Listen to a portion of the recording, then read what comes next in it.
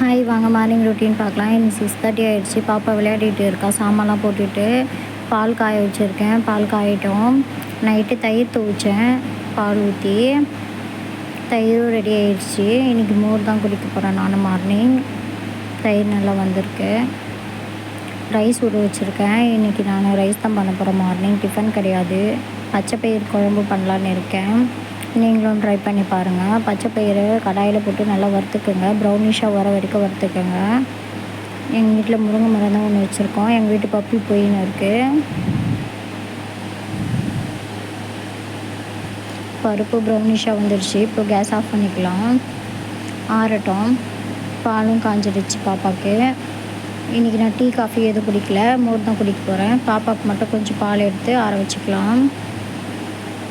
அவர் ரொம்ப நேரம் வெயிட் பண்ணிகிட்டு இருக்காரு.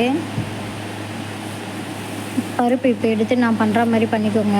மத்தில் போட்டு இது பண்ணுங்க. அப்போ தான் தோல் தனியாக பருப்பு தனியாக ரிமூவ் ஆகும். நான் கடையும் போது சவுண்டு கேட்டு அவர் வந்துட்டார். எனக்கு ஆன்ட்டு அவருக்கு கொஞ்சம் ஊட்டியாச்சு. சாப்பிட்டு கிளம்பிட்டார். இப்போ பாருங்கள் நான் எப்படி பண்ணியிருக்கேன்ட்டு. தோல் தனியாக ரிமூவ் பண்ணி எடுத்துக்கோங்க. அப்புறம் அந்த பருப்பு மட்டும் ஒரு கடாயில் போட்டு தண்ணி ஊற்றி வேக வச்சுக்கோங்க.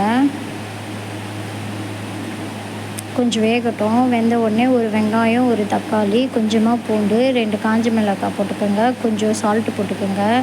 உங்களுக்கு வேணும்னா பச்சை மிளகாய் கூட நீங்கள் போட்டுக்கலாம். பாப்பாவும் வந்துட்டான். பால் கொடுத்தாச்சு. அவர் எடுத்துக்கிட்டு போயிட்டார். குழம்பும் ரெடி ஆகிடுச்சு. ஒன்றும் இல்லை, வெந்த உடனே கடைஞ்சி தாளிக்க வேண்டியது தான்.